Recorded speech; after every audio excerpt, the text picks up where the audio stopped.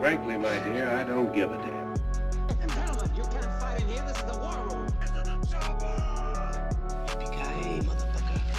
There's no crying in baseball! To infinity and beyond!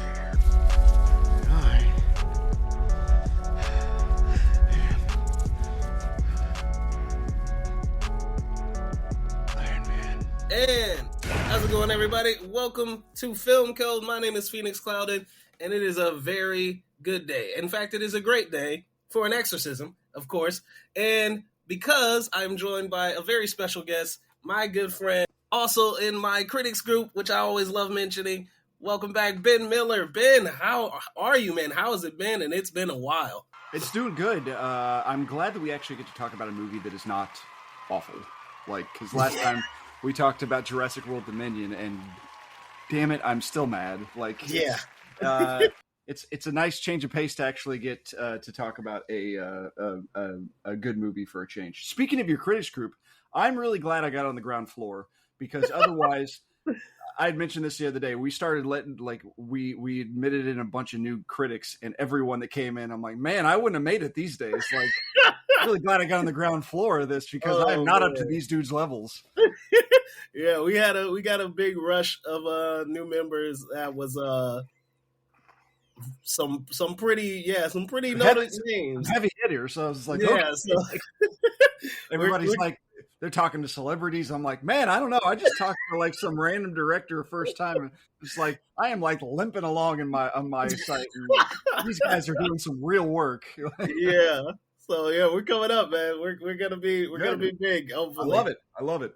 Oh yeah, super awesome. And what have you been up to since the last time we talked? Because you said Jurassic World Dominion. I think that was way back in the beginning of the season. So yeah, that was what. Yes, I mean, I've been up to so much and so little. So before the last time we talked, I started a podcast with my brother called the Film Critic Common Man. That ended a couple months ago, and I'm starting a new one called Target Audience, where I invite guests on to talk about a film which is where the target audience.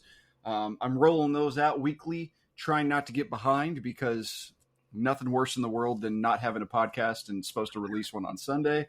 Right. So trying to write, the critic screenings are really ramping up in October and November. That's always very exciting day. So yeah, starting to get my in the year list starting to wrap up, all that fun stuff. Yeah, it's been interesting. I went to just got back a few weeks ago from TIFF, which was a blast. Like first time ever going, so that was super fun. But yeah, I didn't realize the amount of work it is for a critic. You want to be there to enjoy the festival and hang out with a lot of your fellow critics, but like 9 times out of 10, you got to just stop for like 3 hours and write your reviews. Yeah, I realized that whenever the first time I covered Sundance, I was like, okay, it's like, hey, get to watch movies all the time. And then after a while, you're like, man, this is a grind. Like, well, if you ever think to yourself, oh, do I really love movies? Go to a film festival, and then after you're done, you're like, oh wow, I do really love movies. Or otherwise, like you'll either find out you're like, oh, I never want to watch another movie again in my life, or you're like, no, this is actually what I want to do. Yeah, that's all. It's how long is my review going to be? Which one is my full one? And then your brain is on like 4 movies behind, and you're like, what am I actually supposed to write? What am I supposed to write about? It's been so long since I've seen it. Do I even remember anything? Yep. Yeah. Yep. So I get why people are taking notes during their screening. I was like, I never understood that. How do you pay attention? But then I'm like, just keeping it all straight. Yeah, just so you have something to refer to, so you're not. I never do keep notes, and I think to myself, how can I ever keep all that stuff straight? And I look back and I was like, well, I did keep them all straight, but yeah, film festival. The underrated part of film festivals is the burnout. Like it's just the burnout is real. Just like, I need to find. Can somebody give me something? And all these movies, a lot of them are heavy, and tense, and you're just like, can you give me something dumb to relax and enjoy about, and not have to overthink about? Yeah. Well, there was some really good stuff at TIFF that I felt was like a lot lighter than a lot of the stuff, and those were kind of the movies that I gravitated towards. Yeah, props to anyone who was publishing during the festival. I think I got maybe 2 done during the festival. Right. All the rest came like days later. Whenever I did Sundance, I was just like, well, if you expect full length reviews of these things, these are going to happen. These are going to be all 100% capsule reviews. Like every single one of them. It was like, you get 2 paragraphs, maybe. Like, right. Yeah. Cover everything, but it's not going to be full. Yeah. Yeah. I probably should have tried that, but yeah, it's a crazy time.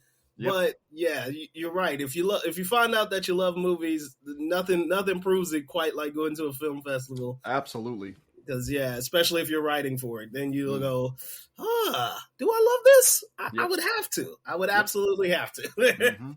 So yeah, good times. So now that we got that out of the way, great catch up. Yes. We are here to talk about the 1973 William Friedkin, in his words, masterpiece, The Exorcist. This is based off of the book written by William Blatty. It stars Ellen Burstyn, Linda Blair, Jason Miller. I think that was Jason Miller. Yeah, Jason Miller. And I'll never remember this guy's name, but he's such Max von Sydow, classic character actor. Yeah. It was great. Yeah, I could never remember that. Yeah, Max von Sydow, such a great actor, such a great character actor.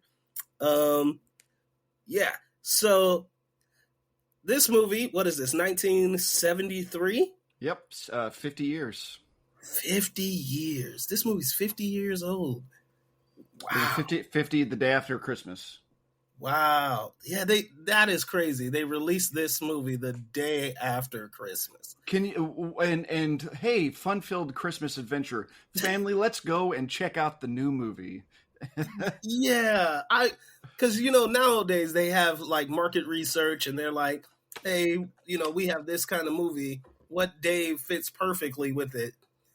And that takes time and money and research, and I'm just blown away that in 1973 they said, you know what would be great? Right? The day after Christmas. That's the most cynical thing I've ever heard.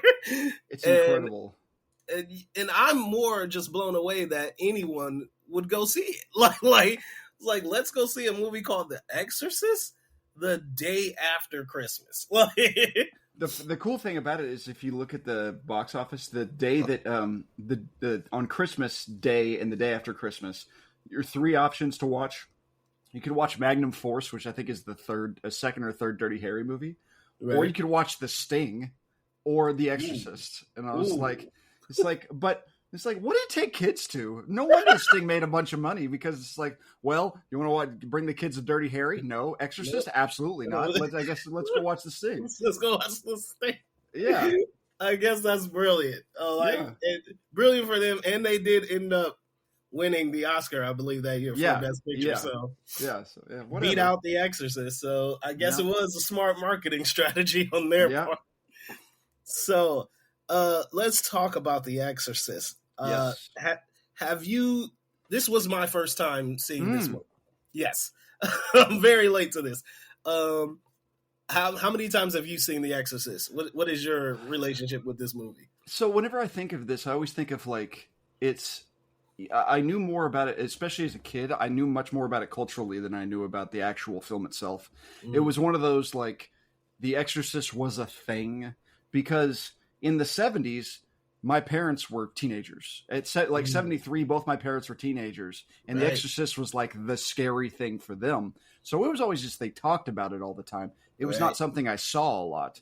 And when I was a kid, it would be on TV, I had little bits and pieces. But, being a kid, my parents are like, no, we're not going to watch The Exorcist. And then I think the first time I actually saw the full thing, I was probably in college. And I watched it and I was like, and I just kind of remember like it's before you're really like into like a critical mindset and you're just kind of watching it. You're like, oh, I remember the pea soup and the head turning, all that kind of stuff. And then I think I watched it as a like right before like getting into full critical stuff. You're like, okay, this is a different type of like. You kind of have a mindset of how this movie is going about, and then you watch it and you're like, this is entirely different than how you actually expect it to be. Oh, and then and so this is probably like the fourth or fifth time I rewatched it. This time I was blown away at how patient it was. It was so the titular The Exorcism has 20 minutes left in the movie. Yeah. Like it doesn't start like it's an hour and 40 minutes of setup. And I wouldn't take anything out. I'm like, oh, all this, like everything matters. Everything it's layers upon layers of structure and character development. There's so much going on. Right. It's interesting to me, especially like seeing it for the first time. One of my favorite things that I love is this, like discovering a movie late, but still getting the feeling and impression that I know people got when it first came out. Oh yeah. That's the best. That's like one of the greatest feelings ever. And in this one, I was just watching it, and I read up on a couple of things on The Exorcist about, especially how it was received, and like, a lot of people were like, there was reports of people like passing out, some people like throwing up, and I'm just like, I was like, oh man, like what? And as it goes on, like you said, it's a very patient film, which is impressive for horror. Like, absolutely. Because right now, like, especially now, we're in such a rush to get to the good stuff, right? To get to the good, juicy parts of the horror film. And like, who directed this? I forget his name. Friedkin? Friedkin, yeah. So Friedkin goes, no, let's build on it. And it's really small, subtle things, like, Chris McNeil on the phone with like who was she on the phone with, like the post office or something? Some like small stuff where it's like, does this really need to be here? But at the same time you go, yes, it absolutely does, because we're seeing her as a character, we're seeing her relationship with other people and how that works. And it all builds until we get to this point where your daughter is possessed by a demon. You know what I'm saying? Yeah. And even like you think about like the last, okay, the actual exorcism starts. You have, Chris is in the house but not actually involved. You got Father Marin, and then obviously you have Father Karras. But like you have that hour 40 of like, okay, we're just going to pepper a little bit of what's going on with Father Marin. But so much, you're so invested in Chris's relationship to her daughter, because she actually, you can tell she cares so much about the goodwill of this girl, and like she worries about her daughter. And then especially with Father Karras, you're just like, I know so much going on, and everything you understood and everything that happens in the exorcism is painted by what you just watched for the last hour and a half. Right. I mean, it's it's funny because whenever I watch this movie, I watch it going, wow, this is really impressive. Friedkin is a madman, because if you read about all the stuff he did on set, you're like, this guy needed to be stopped. He was he was firing shotguns in rooms and taking people by surprise.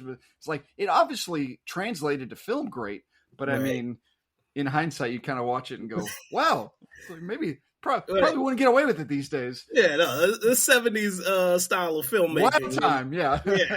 Yeah, a little different. No, but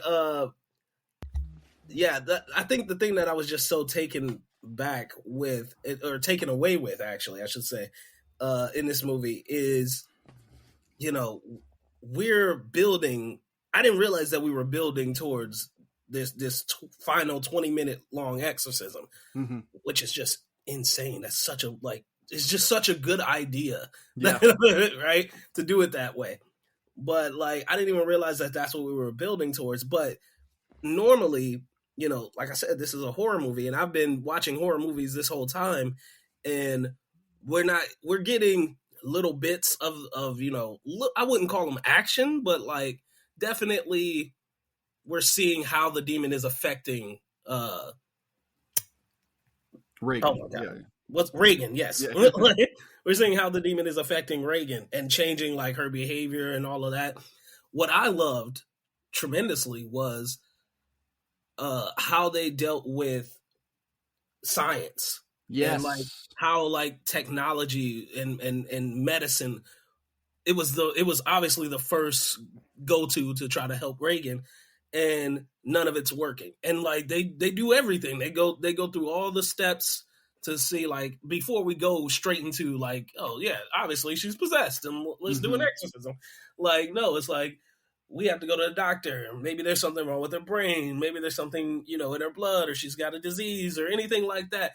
And I was just like, that level of patience, that level of understanding of, yeah, like, obviously we're not jumping straight to the supernatural. Sure. Right? We're going to we're exhausting every single possibility before we get there. Before we get there. And I think that shows not just Friedkin's patience, but also it shows like it makes it less of a horror movie in the traditional sense and more of a drama. Yeah. Because we're watching how it affects her mother and their relationship. We're also seeing like how this would look, I guess you could argue, in real life. Like, no one would want to believe that a demon has possessed their child. You know what I'm saying? Right. No one would want to believe that.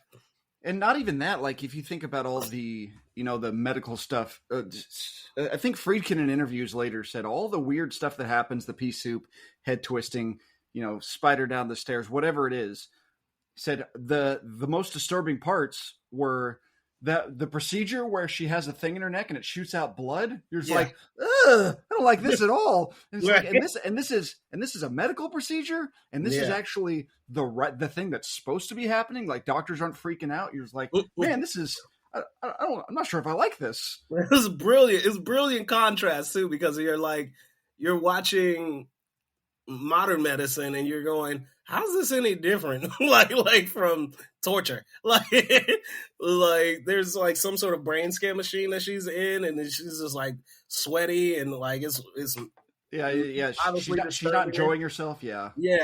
It's like it's almost as bad as what the demon is doing to her, which I thought was an interesting contrast. And it does feel like Friedkin's sort of making that message that like maybe we're doing our medical procedures in a bit more of a inhumane way, which I think is a nice contrast to what the demon is doing to Reagan's body as well. Yeah, that's a good way to put it. I like that too. Like, even, it's 50 years, but at the same time, you're like, is this what they do these days? Like, is this like, I don't know. Like, it's kind of like whenever you see a film and you're just like, the TV show The Great is really good about it. And it's like, oh, I'm sick. And it's like, cool, we have to cut off your hand, or we have to, or let me cover you in hot pieces of charcoal. And it's like, well, how's that going to do? It's like, well, it's going to take the toxins out. And it's like, but it's going to burn your skin. It's like, oh yeah, it'll burn your skin. Like it's that matter of fact, like, it's like, how far has medical science come? And it's like in the 70s, you're like, what, how old is this? Is this thing? Yeah. It's brilliant. It's outdated tactics, but like in any other circumstance, these would be perfectly fine. But it's like we're witnessing the supernatural infect this girl, and it's ineffective, and two, like, is it really this way? Like, is this how we do stuff? Like, so it was a brilliant way to like show exactly the contrast, but also how dated modern medicine can be. Absolutely. But also in that first hour and 30 minutes, like we journey with Father Karras, who's going through a crisis of faith and dealing with the loss of his mother, which is all like when I tell you, like, I didn't expect this at all. Oh, sure. Yeah. You're just like, where'd this come from? I was like, where's all the scary stuff? Where's the demon possession? It's like, It's like, well, it's like you said, it's a horror movie in the sense of what actually happens. But if you're talking about, we talk about Friedkin being patient. How about his trust that the audience will go on the journey? Oh, like, amazing. His trust is like, okay, if I'm going to stick around for an hour 40, this last 20's got to pop, and it does. Mm-hmm. But it's the faith in this first hour 40 that's like, okay, everything's going to be working for this. And Kara specifically, like, I remember, kind of in hindsight, like before this rewatch, I was like, I remember, the good actors, bad actors, whatever, the who I thought kind of my own personal rankings in this. Then I watch it again and I'm like, man, Jason Miller is incredible in this movie. He's really great because you think, oh, he's a priest who has a crisis of faith. And you're like, you kind of understand what that is. And it's like, this is a totally different way of approaching it. He's not really, he doesn't have a crisis of faith because of, because of his mother dying or whatever. It's more just like he's burned out. His job, he's a Catholic psychologist. Like he makes no money. He's talking to people who he can't, figure things out and all this kind of stuff. And even whenever he goes in and talks to possessed Reagan, he's like, well, like I guess I can do this. It's not like he's like I have to save this girl. He's like, something to do. Like it's a fascinating character more than anything else. Just like as much context as you get, there's still a lot under the surface.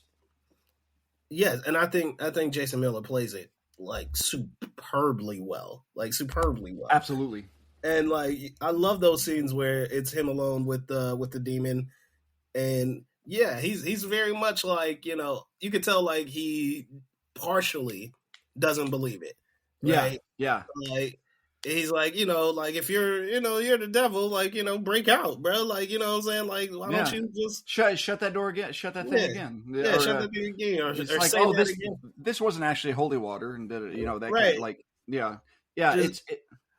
all that the skepticism, but at the same time going like, well, this is like never letting his guard up that he's actually scared. Right. Yeah. Right. And playing it well up until the end where Oh, okay, Phoenix, I want to tell you my favorite bit of trivia in this movie. How old is Max von Sydow when they filmed this movie? Oh God. What's your guess? That's the weirdest thing. I've never seen him young. So like he's always been old in everything I've seen him in. Probably 60 something, I'm guessing. He is 44. That is makeup. What? That is makeup. What? It's wow. He is a young, smooth-faced guy. Watch Day of the Jackal. Not Day of the Jackal. Excuse me. 3 Days of the Condor.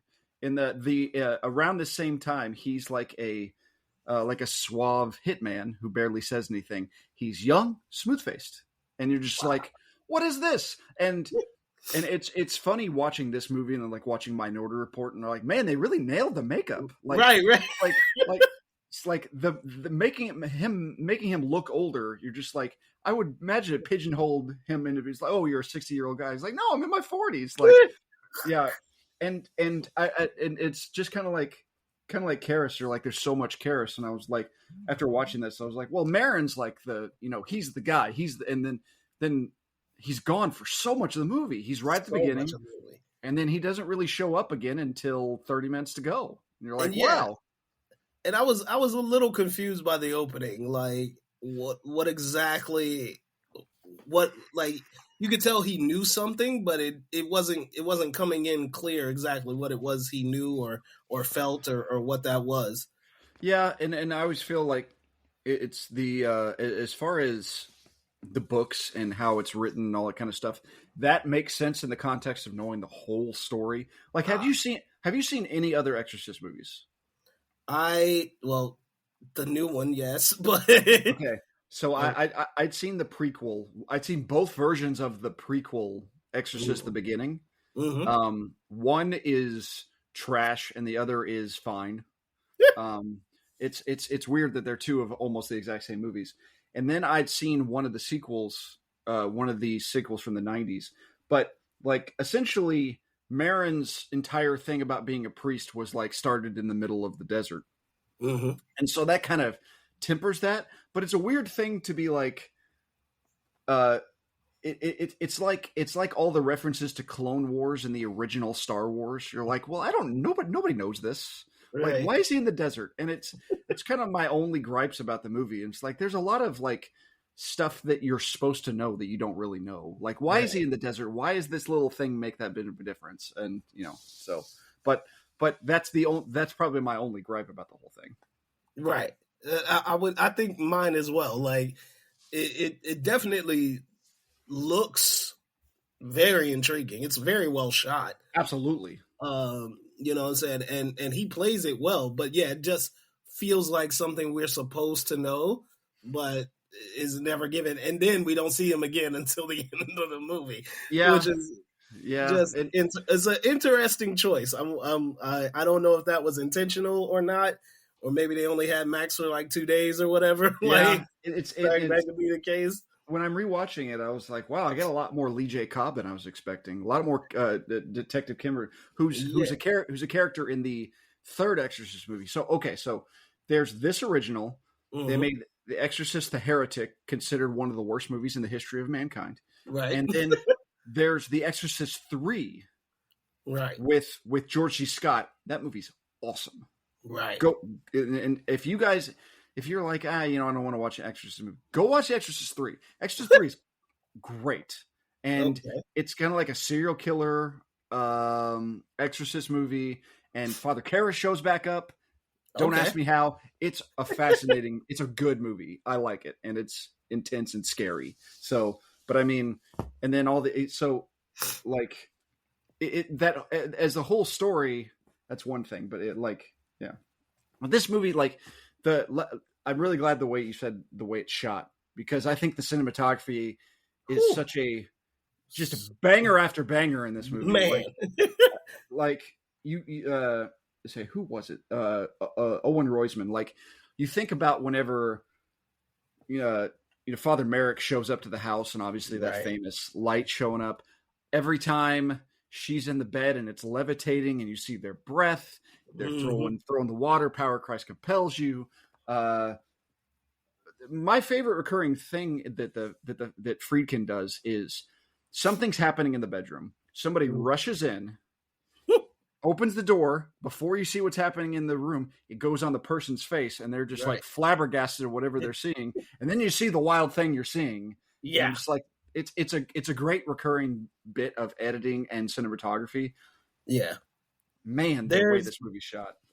Yeah, so I read the about how the response was to this movie. And and I was like, for the most part, I wasn't really feeling it. I was like, but that's only because I knew certain scenes, 50 years later. So I'm like, okay, obviously, if I'd seen it back then, some of the stuff would have been more shocking than it is.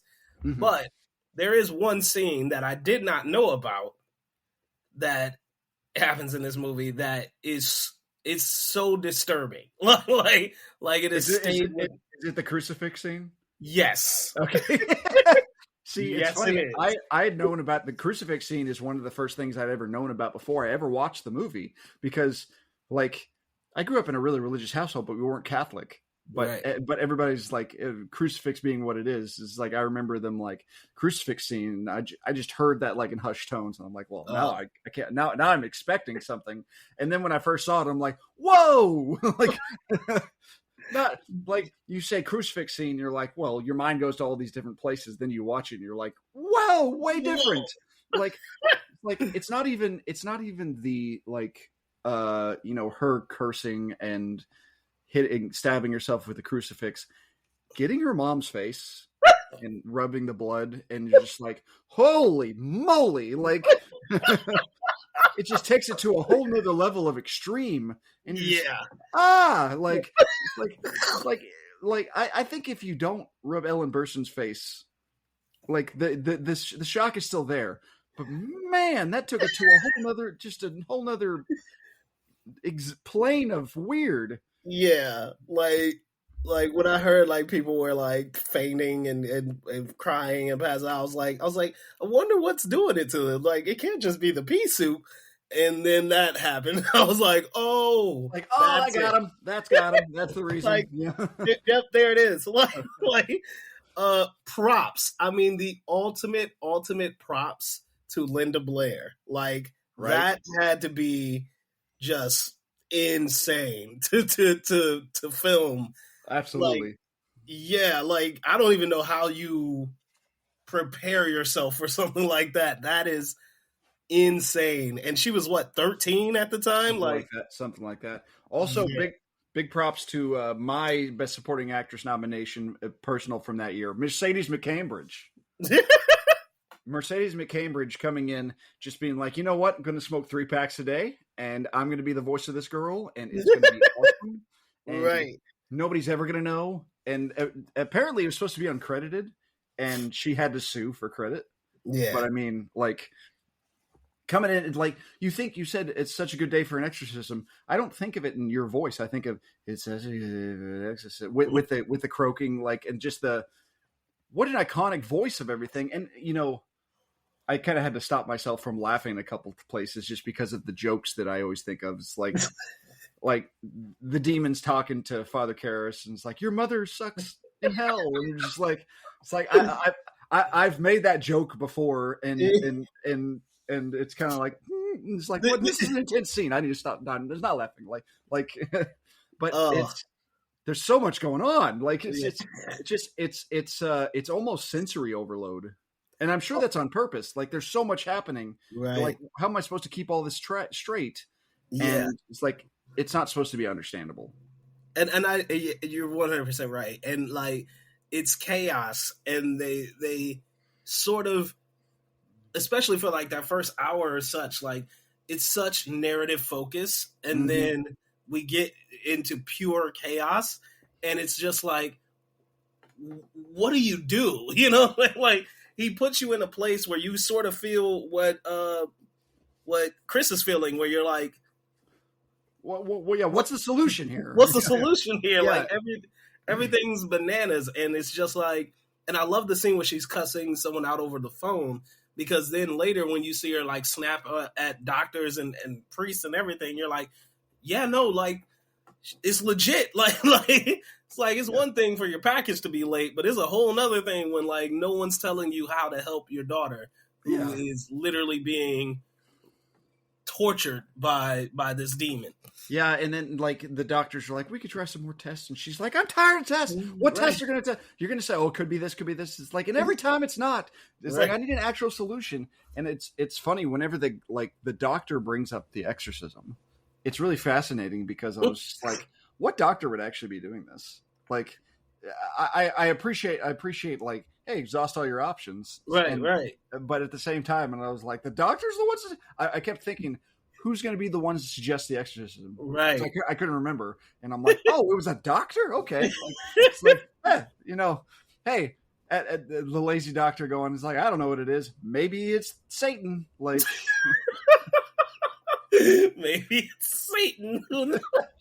I like that's I like to think now they're like pediatricians going, it's like, oh, what's wrong with this throat? It's like, you know, it could be strep, could be COVID. It's like, maybe it's Satan. Like, could need an exorcism. You never know. Exorcism, you never know. Like, we can take a shot. It might work. You know what? I do think it's brilliant that it is the doctor who suggests it, because yeah, I think they definitely put that in the minds of people who are doctors now. Like, you know what? These people aren't taking my diagnosis. I'm going to tell them it's Satan. You know what? Let's throw Satan in there. You know, it's like, whatever. Get these people out of my office. I'm sick of these people. That's great. That's great. Oh, that's brilliant. Yeah, that was something I didn't even think of, but like, I was like, yeah, I wonder who is going to like ultimately be like, I think you need an exorcism. And I was like, it could have been someone in the house, you know what I'm saying, a friend or whatever. Yeah, it's like, how's this priest going to come in? Yeah, so, you know, that's the other thing that Friedkin does. He's patient with it. He like, oh, we're going to give her medical procedure after medical procedure, all these problems, all these doctors, all these things coming in. We're going to do every single thing. Then we're going to suggest the exorcism. It's like, it's a last ditch effort. Like, a totally different movie if like It's like that first test is like clean. Maybe it's does she need to talk to a Catholic priest? Like, yeah, it's a much different movie, and I feel like that's how all the other subsequent Exorcist movies have been done, where it's like sounds like she's talking in another voice. We need an exorcist. Like, yeah, oh, okay. it's the classic Hollywood rule. It's like something successful, and they take the wrong lesson from it. Right. It's like Barbie. They always say it's like, oh, obviously we need more toy movies. It's like, no, that's not exactly, not at all. We need people with clear artistic voices making a choice. Like, if you look at Barbie, you're like, this is not like, oh, the run-of-the-mill normal thing. It's like, no, this is submersive as hell about a toy. And then they're like, oh, well, obviously toys are the reason this works. No. And people watch this movie and go, exorcisms, cool. We're going to have an hour and a half long exorcisms. Like, no, that's not what this movie made work. It's all the atmosphere, structure, and story and character. Like, yeah, taking as always, all the wrong lessons. It amazes me that it 50 years of filmmaking, they still have not figured that out. Like, why do we keep taking the wrong lessons? It's always great because people are like, oh, they don't make original stories anymore and all this kind of stuff. It's like back in the way day, and then I'll watch all these movies from the 30s, and they're all based on plays. They're all based on books, and it's like, no, there are no original stories back then either. It's like Hollywood has always been just a mine of hell. Like just all, like you said, Hollywood taking the wrong lessons. And The Exorcist, and that's the funny. I always kind of have to watch movies like this with kind of that tinge of like, oh, there's the cliche. And I'm like, no, this made the cliche. Yeah, like this wasn't a thing before things showed up. Now it's a thing, and you kind of have to look at it. It's hard to look through that view. It's like I was watching 4 Weddings and a Funeral, and I was like, look at all these romantic comedy cliches, and I'm like, wait, maybe it made all these. It's like trying on dresses and all these kind of stupid stuff in the ensemble. It's like, okay, well, this is where it's all built on, and this is all The Exorcist is. It's all these original ideas that for the better and worse of cinema made horror what it is. Oh, absolutely, and like this is probably the most jealous I've ever been of a opening night audience, because I would have killed to have seen this live, like seen this on oh my God. Like you said, your parents were teenagers when they saw this. I have to imagine there was some sort of like rebel spirit in the air, like, ooh, we got to go see The Exorcist, like keep it kind of quiet and hush. Like, hey, we want to sneak in and see her. Hey, right. like, cause you just know, like, there's something dangerous out there. It's something different. And like, it's one of the sickest, darkest movies you've ever seen. It blows away everything before it. Like, yeah. And not to mention, you got all the, you think of the sensibilities of the 70s. Oh, and God, yes. And like, you look at like the horror movies from like the 60s, and you have like Psycho, and Rosemary's Baby was like 4 years before this, and like Wait Until Dark and The Haunting and Hush Hush Sweet Charlotte, and you have that level, but it's not like submersive and adult. Right. This one is like counterculture to the max. You're like, man, it's like it's a combination of, yes, you see it like that. You're like, I imagine in 1973, they're sitting in that theater going, man, I can't believe we get to watch this, just because of the years and years of all the stuff that, like, you hear this little girl saying these incredible things, like incredibly vulgar, vile things, all these vile things happening. And you're like, this is unlike anything I've ever seen before. And it tinges the rest of cinema for the rest of time. And and I just know like that, like seeing that live, like, and didn't like the Catholic Church like put out like a repudiation of this movie or something? In the words of Friedkin, he said, "When the Pope condemns you, you're doing something right." Yeah, because it was like especially like if you were deeply religious, especially if you were Catholic, what I'm saying?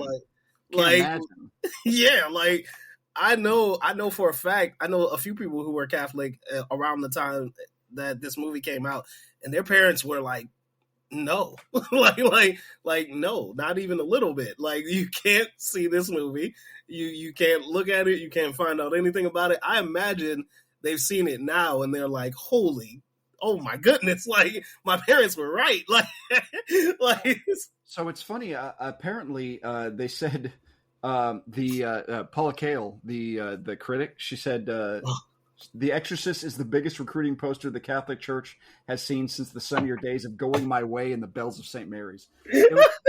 Which, if you think about it, you're like, yeah, this is a little pro-cat. Like the things they're fighting against is obviously not, but like it's like reaffirming your faith, trusting your faith to defeat Satan. You're like, this is a kind of a pro-Catholic movie. It's like.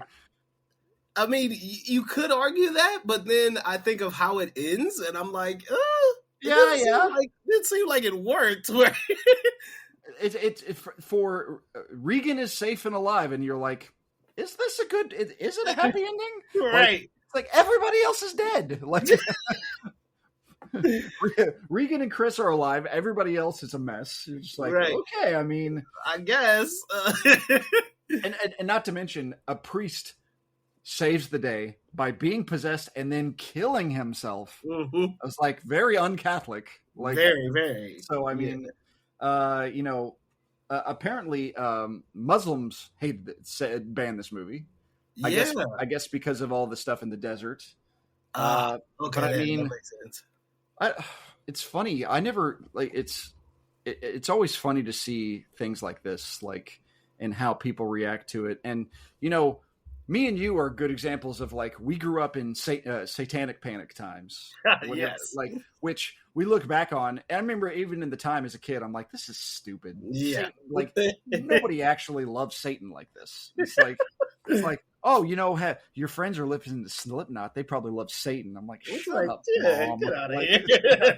Like, no. And this is just another version of that. Just a way to, it's like, whatever. It's just. Absolutely. I feel like every generation has that super subversive thing that sort of gets, lambasted and labeled as, very counterculture. And you're right. Like in the 90s, I was a big metalhead too. So I'm like, I had Iowa, dude. Like, I'm like, I love Slipknot. I love, Metallica and all of those bands. So like, I was called, I was like, I have people asking me like, are you a Satanist? I'm Do like, you love what? Jesus? Yeah, it's like what? Oh, Rob Zombie. I heard he grew up in a satanic church. I'm like, shut up. Like, one, who cares? And two, like, it's always funny. Like, you look at it now and you're like, say the Satanic Temple is like the last vestige of hope in this breaking down community. It's like, when it's like, what church do you trust the most? Well, obviously Satanic Temple. Right. It's we've come a long way since the 90s. Exactly. And even in the 70s, like, not only did you have this, but you also had Kiss, right? You had Kiss, and you're like, and they're like hot off the Mansons in the 60s. Right. Oh, and yeah. Like, and so like all that stuff's kind of like just all clashing together and creating a really like subversive anti-counterculture, but like no one's like taking it that far. Like, no, it's just this pisses off our parents. Like, let's pretty do it. Much. It's always just like, well, what this is like, my kids are not listening to me. I have to rebel against this because my kids are calling me a fascist. Right. So it's like, well, this is obviously the devil. It's not something I did. Right. and this movie kind of gives you that argument. Like, it kind of gave people that argument of like, well, it has to be the devil because my kid would never. Like, I know my little girl will never do anything like this. And obviously, that's a big theme of this film. It's it's not unintentional. As we just talked about the crucifix scene, that's not unintentional. Like, she's a girl right on the cusp of.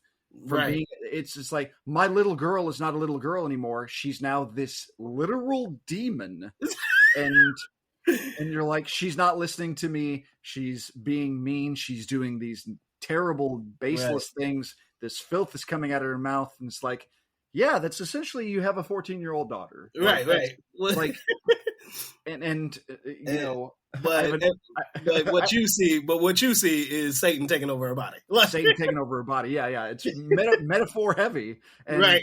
Yeah. And you're like, well, these, you know, I take her to the doctor, and every doctor says she's fine. Right. Like, I know she's not fine. She's not my little girl anymore. Man, whenever you put it in those terms, it's really black and white. Like, oh yeah, absolutely. Like, I have a 9-year-old daughter, and now the more I think about it, the more I'm like, oh, okay. The first chance she cusses at me, go into a priest. Like, oh, okay, all right, I see you, Satan. I see how it's doing. It's like, no, you're not getting pea soup for dinner. Right. No, like, so I refuse to. Yeah, we should not be having this much fun about a movie that's. I honestly, like, when I finished it, I was like, it's one of the darkest movies I think I've ever seen. So dark. Yeah. Like, it's just one of the most disturbing things I've ever seen. But at the same time, it really is really funny.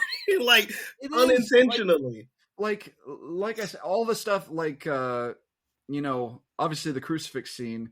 Oh. It's serious, but at the same time, whenever you talk about it, right, it's hilarious. It's like, F me Jesus. You're like, that's incredibly disturbing, but at the same time, it's like I could get a laugh or two out of that, and yeah, like, you could frame it in this certain way. The pea soup's funny, like the snot rocket in Max von Sydow's eye. You're like, good for you, girl. Like, you had to get that out. Good for you. Show these boys who's boss. Like. Oh man! And then of course, like all the things that the demon says is just hilarious. Yeah. I'd always heard that line, "Your mother sucks cocks in hell." I just never paid any attention to it. And then once it you know, again, tinging it with character and the structure and everything, you're like, wow, that's really mean. Right? Hilarious. But super mean. Like, yeah.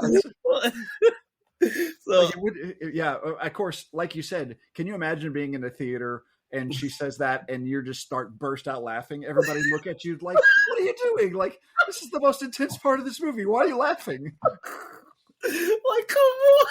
This is one of the meanest things I've ever heard. It's impossible. Yeah, exactly. It's like, one of the meanest. Your mother's in here with us, Karis. Right.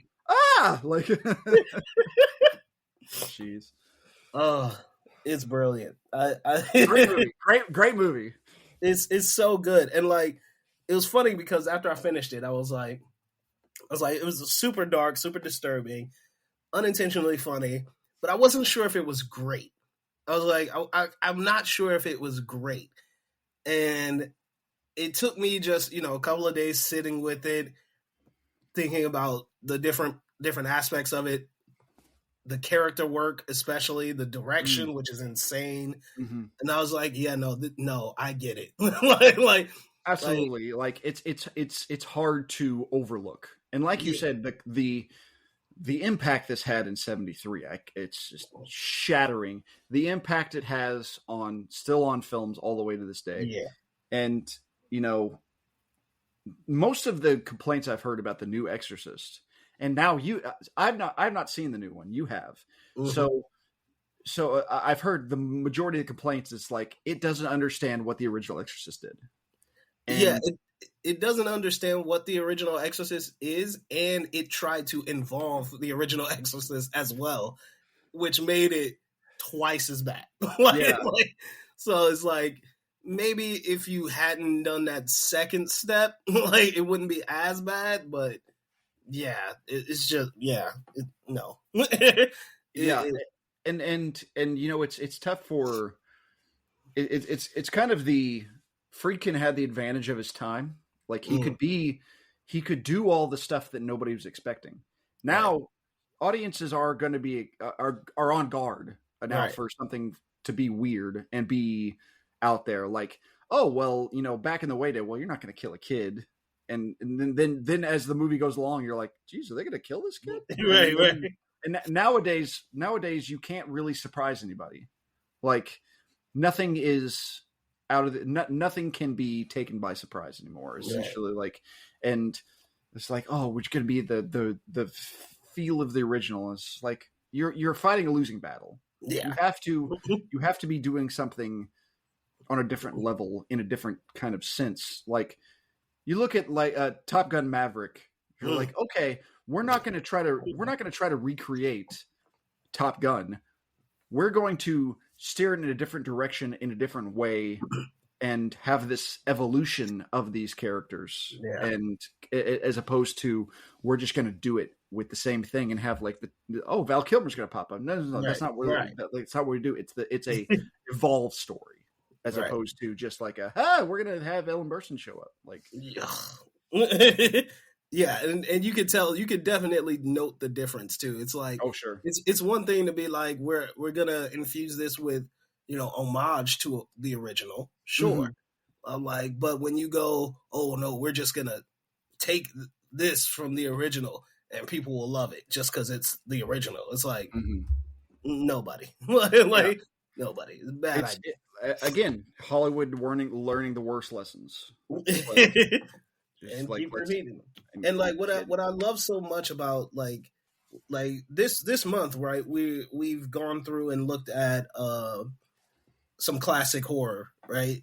And so like we did Psycho, we did The Shining, we did The Exorcist. I think we're doing The Thing next week.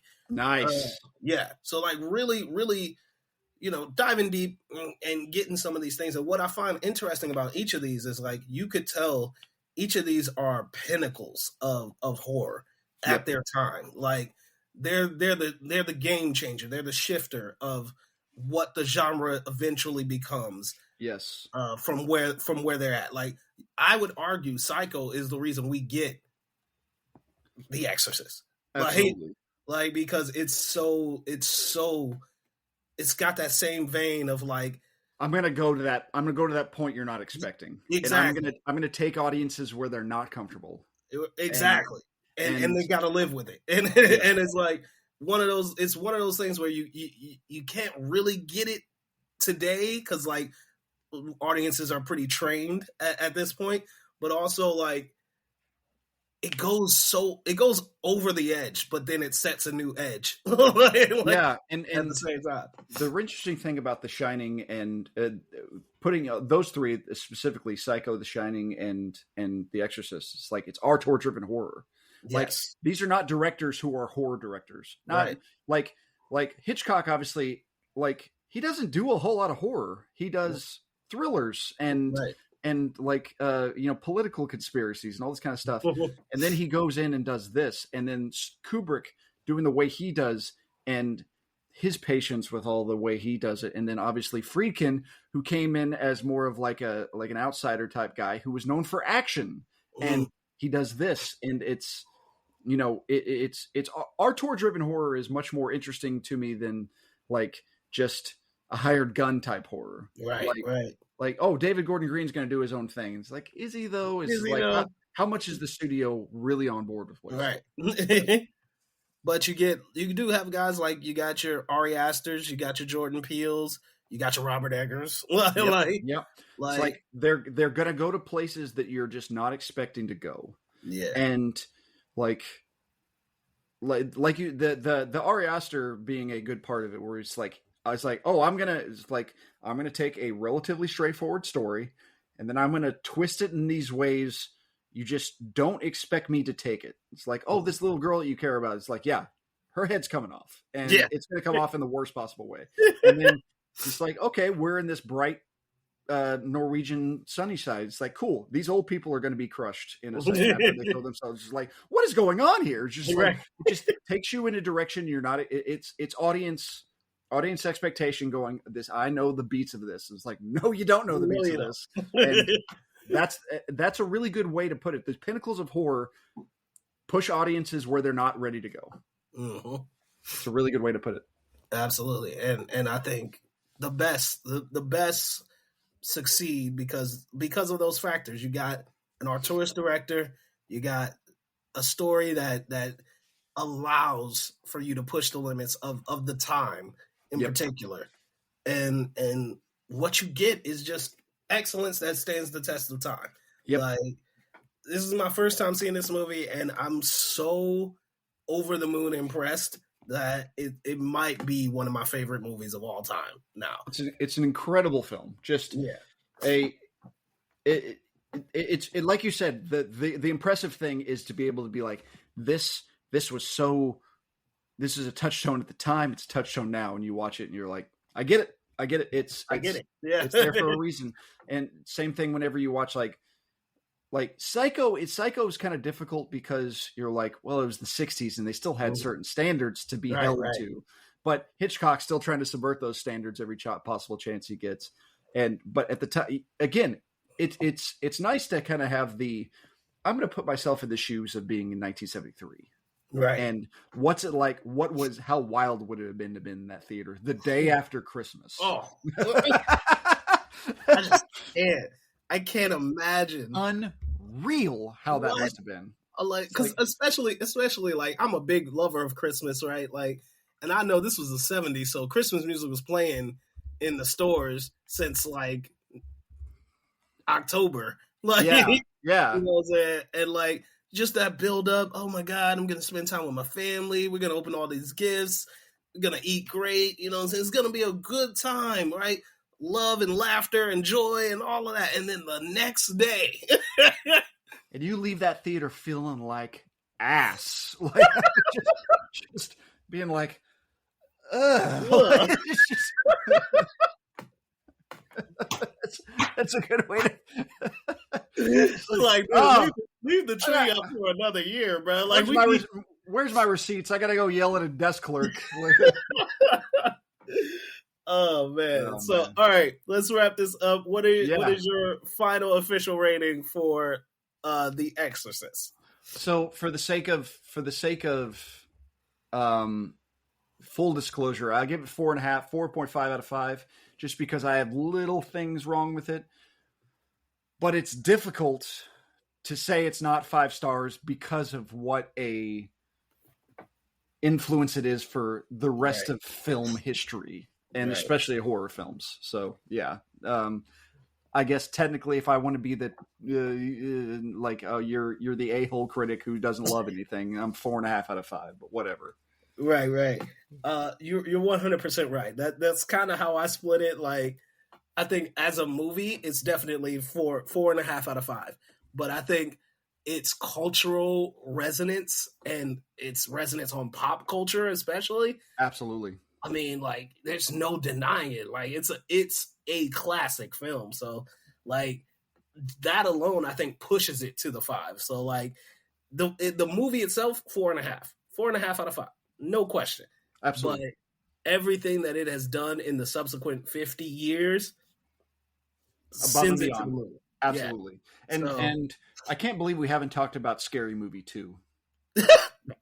That's a good thing, right? Like, well, it's funny because every time I was watching, like, when she's doing that tongue thing, I think of the opening of Scary Movie 2 of James Woods making out with her and all this kind of goofy stuff, and I'm just like, oh man, that's a really good actually homage to all that stuff. Right.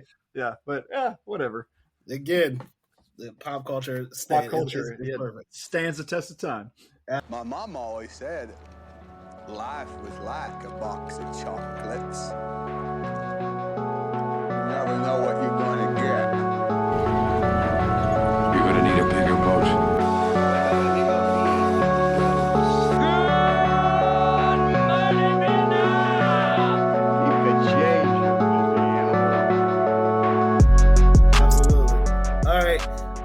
Well, we did have a code word, but we don't have our full guest. But I don't care. I like it. And I got you here, man. We need a guest to figure this out. So the code word, I gave it to you. The code word was a symbol. Your movie was from 1990 to 1999, I believe. Your lead actor is the voice actor in an iconic television cartoon. Your cast features 2 popular stand-up comedians, and much like the movie we talked about today, it is regarded as a cult favorite. So, Ben, you got the floor, man. Take your best guess. What do you have for the code word? Well, they don't stop coming, and they don't stop coming. Hey, now you're that all-star. It's Mystery Men. I don't want to hear anybody talking about Shrek being the movie that introduced Smash Mouth to the world. It's Mystery Men, people. Okay. Mystery Men with Hank Azaria. Hank Azaria, the voice on The Simpsons, had Janine Garofalo and Ezzy Izzard in it, but two very famous comedians from 1999. Cult classic, Mystery Men. I am so proud of you, man. Yes, it is Mystery Men, baby. We're around the same age. We know what the actual cultural impact of Mystery Men is, and anybody who says Mystery Men is not a masterpiece is wrong. Right? It is beyond well before its time. Like it absolutely. is so genius. And as soon as you had the code word assemble, and then I figured out it was a Mystery Man, I'm like, oh, that's a great code word. Just an excellent code word. I'm like, oh, Marvel before Marvel. Right, like, exactly. Like, yes, it's like, well, it's actually kind of funny because, like, you know, the entire idea of the MCU being that they only could use the Avengers for the characters they had the rights for, which are kind of the cast-offs, not Spider-Man, not the Fantastic Four. And so they're like, all these cast-offs had to become the Avengers, and now Iron Man's so popular in Captain America, and now you're like, Mystery Men was nothing but cast-off superheroes. Exactly. It's brilliant. It's so brilliant. And I love this movie so very, very much. It's so funny. Like, you nailed it. Janine Garofalo, Eddie Izzard, both in this movie, like fantastic stand-up comedians. Hank Azaria, the voice of was it Apu? I think he's Apu. Yeah. That's aged well. Yeah, but definitely regarded as a cult favorite, at least amongst those who were there to see it when it first came. Yeah, 1999's Mystery Men. I mean, any chance you have to watch William H. Macy become a superhero who hits people with a shovel the way it should be, and Wes Studi shows up, it's great. Kel Mitchell as Paul Rubens, an invisible man who nobody can see, who he can't be invisible unless nobody's watching. So every time I'm at the gym, that's my go-to thing. It's like, well, I'm like Kel Mitchell from Mystery Men. It's like, oh, can you do this thing? He's like, I can, but nobody can be here. Like, nobody can see me do it. Paul Rubens as a farting superhero. Yes, I mean, I was 13 years old when this movie came out, and it was perfect. It's absolutely. Like, I always think of the timeline of like, well, when was I the perfect timeline? Mystery Men and The Waterboy came out when I was 12, and I'm like, these are the two movies that were the pinnacle of cinema for me. Exactly. Nothing could have been better suited for a 12, 13-year-old boy than Mystery Men and Waterboy. 100%. Yeah. Great movie. I love it. Great movie and great guess, man. I'm so glad you were able to get that. That is brilliant. So first, I think you are our first guest to score on the leaderboard. So I like it. I'll take it all day long. We got to have you back so you can, challenge again and see if you can win it for the guests this season. You guys are killing me, guys. It's like every time I come on, I nail the guest, and everybody else is like, like, come on. Yeah, you got the last one too. Like that's where. Come on, guys. Man, Ben's good, y'all. Get it together. All right, Ben, we're gonna get out of here. Let everybody know where they can find you, sir. Oh, you can find me on the socials. I'm on Twitter at nebisben, on Letterboxd at nebisben, on Instagram at neb.isben. You can check out my website, icecream4freaks.com. You can follow my other writings on Film Experiences Cinema Scholars. You can find me on other pods like this one, as I am the David Thewlis of podcasting. My podcast is Target Audience. You can find it wherever you get your podcast, and on Twitter at TargetAudPod. I'm also on Blue Sky at nebisben, and the podcast is also on Blue Sky at Target Audience. Nice. All right. And you guys can find me on Twitter, because that's what it is. I am HO Reviews 1. That's the number 1. And on Letterboxd under PA Clouden. And as always, guys, follow the show on Twitter and Instagram at FilmCodePod. And we will see you guys next week. We're out of here. Peace.